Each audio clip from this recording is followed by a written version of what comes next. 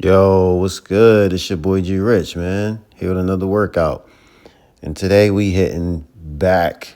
But before we hit back, we're gonna do the turkey challenge, right? So y'all know November the 1st through November the 27th, 150 push-ups, 150 bodyweight squats, and 150 reps of whatever ab exercise you choose for the day. And on this particular day, we had the machine ab crunch. So doing this, I was pretty warm. And most days, like I try to do this like at a different time. Like I'll try to do it in the morning and I'll try to lift in the afternoon. And if I do it in the morning, like I'll add cardio to it. So I'll get in the treadmill for like 20, 30 minutes. But on this particular day, we did cardio like the last like 2 to 3 days in a row. So we rested on the cardio on this day and just did the turkey challenge. But your boy was mad sweaty after I got done doing this. Yeah, I was pretty warm. I kind of didn't need to do anything else before I went into the workout, but I wanted to do these cable pull downs just to really drive a bunch of blood into the lats. Because for me, if I'm going to be working a particular muscle or muscles, I like to work those muscles in the warm up. And obviously, doing the push ups, the bodyweight squats, and the crunches, I'm not really focusing on the lats too much. Not really focusing on those pulling muscles like the arms as well. So I wanted to just drive a bunch of blood into the lats by doing these lat pull downs. And I kept the weight pretty light. Workout is in the description, so you'll see all the reps, all the weight, all the sets, everything. I think I started off with like 25, 20 reps or whatever on these. And again, I kept the weight kind of light so that I could get the reps in. Because again, the focus is not really to go heavy here and like lift the full stack. It's just to get the lats nice and warm before I go into my compound lift, which for this particular workout, the major heavy compound is going to be deadlifts. Y'all know how I do. And it's funny because I wasn't planning this to go like super heavy on this particular workout, but you're going to see what I did. I did go heavy. I love lifting heavy. Like I love the challenge. And again, not every workout is like max weight or PR or, just trying to really overly stress the central nervous system. That's not every single workout. There are like if I do this one, then the next one in the week, because I usually work, I'll do back like twice a week.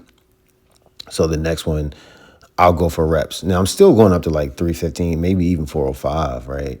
But 405 is not my max weight. Like I can do 405 for reps. So I'm still going to do that weight. But I'm not going to go for like 495, 500 pounds. So I'm not going to go super heavy. And if you guys notice, in the past, I was talking about this when I did legs. In the past, I would do like 135 for one or two, 225 for one or two, 315 for one or two. And then I would just like keep doing that. But now I'm doing like reps. So I'm going 6 to 8 reps on all of these weights before I get up to my heavy weight. Because I feel like I was leaving gains on the table.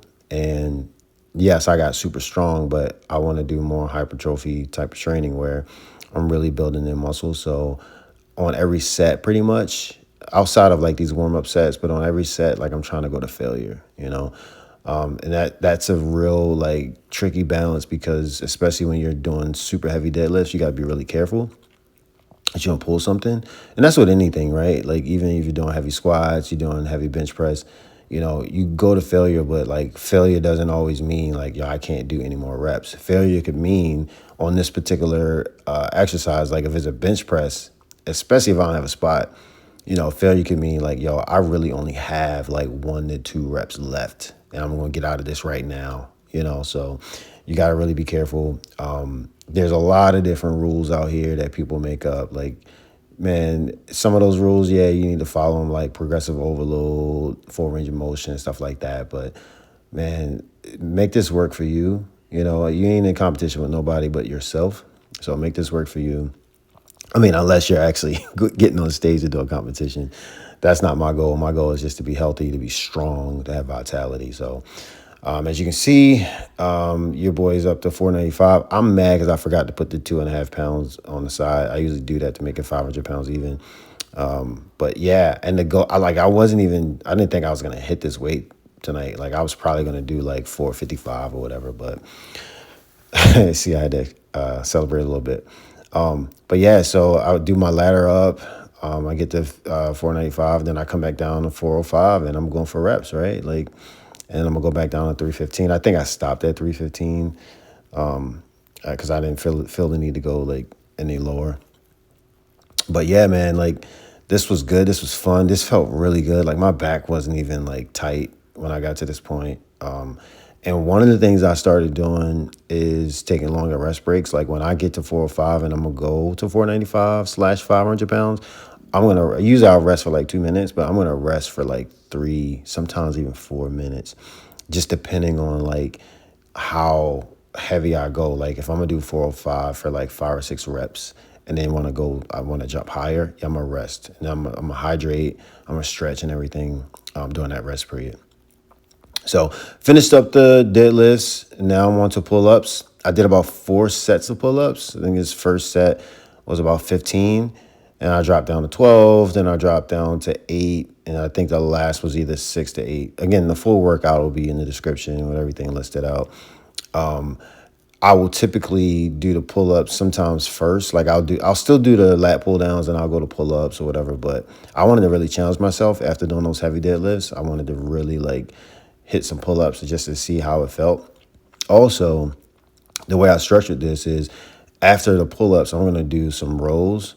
So I really wanted to give the lower back like a break. So I hit pull-ups and then I actually going to hit these Meadows Rows. And this is like more mid back that I'm working. It's really not hitting the lats so hard, you know? So like when you're doing deadlifts or heavy rows. So I structured the workout so that I could give the lower lats, the lower back, a bit of a break after those heavy deadlifts. So adding in the pull-ups and these Meadows Rows, which is more for like rear delt slash, like just upper back, working that mid to upper back area. So hit these for about three sets, and then I'm gonna go and I'm gonna hit some rows after this. And the way I structured the rows is I did more of the overhand wider grip for 3 sets, and then I did the neutral grip for the closer grip.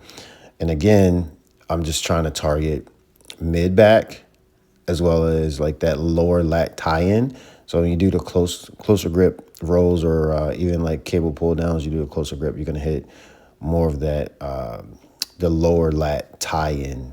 So you get that it'll help you get that V taper at the bottom so that lower back is like nice and wide. So you want to just kind of structure your rows where you're getting both your in close and you're coming out kind of wide. I'm gonna stop talking. You guys know I like to just go on and on and on.